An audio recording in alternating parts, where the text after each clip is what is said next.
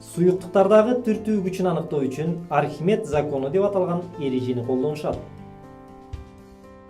Эң негизги бөлүгү Архимед чакасы деп аталган кичинекей чакага бириккен цилиндр формасындагы нерсе болгон түзүлүш менен тажрыйба жүргүзүп көрөлү.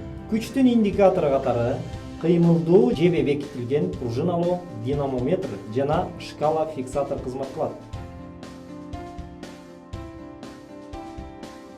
Тажрыйбада чорголуу айнек идиши да колдонулат. Динамометрдин тушуна чорголуу идишти орнотуп, анын чоргосуна чейин толуктап суюктук куябыз. Чоргосунун тушуна бош стаканды коебуз.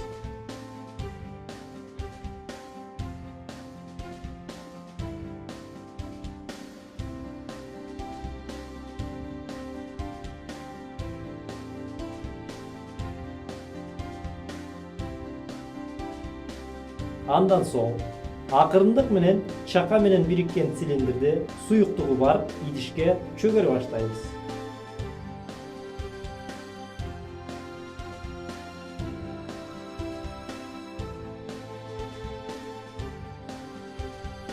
Эми Архимед чакасын динамометрдин илгичине илебиз.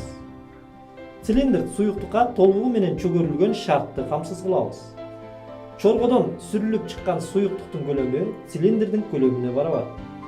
Цилиндрди суюктукка мындан арыда чөгөргөнүбүз менен чоргодон суюктук сүрүлүп чыкпай калат.